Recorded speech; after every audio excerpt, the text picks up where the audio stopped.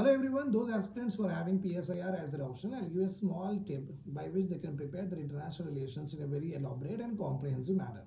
Okay, first of all, try to identify the themes on which the international conflicts are actually engaged in. Okay, conflict of interest among the nations or between the nations will give rise to a new perspective in your preparation. The first conflict of interest that the countries are having among them is that is terrorism.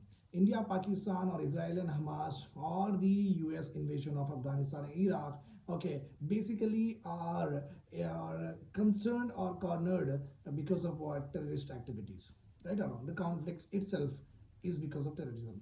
The second important conflict of interest among and between the nations is because of the Cold War legacy that has been there with regard to US, okay, aligned with the West, and Russia aligned with the Asian and Southeast Asian dominance. So geopolitical influence on the countries of the two bigger nations is another conflict of interest where actually we are going to ahead. Where is India stand in that? That is what you have to do with regard to these two blocks. Okay, third conflict of interest is the motives of the country. The one important example here is China. China is having a five-finger policy. Right in the comment section, what is a five-finger policy? In this China always show aggression with regard to Ladakh and Arunachal Pradesh. They wanted to have that particular, okay, these areas into their five-finger policy. That's why they show continuous aggression. So this is like deliberate occupation of a territory with regard to China, and also China is having a lot of issues with the South China Sea also. That has been also one of the major issue you can understand with regard to the motives of a particular country to create what tensions globally. The fourth important conflict of interest will come when it talks about WTO and the globalization.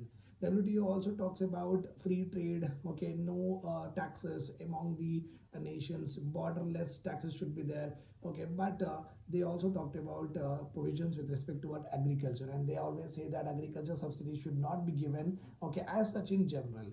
Okay, but countries like India and other developing countries will always oppose this because we are not so developed with regard to agriculture in terms of productivity, efficiency, in terms of its production, so and so forth. That's why it becomes imperative for the countries like India and the developing countries to give us subsidies to their agriculture, because agriculture has not yet developed to the extent of what the developed nations have.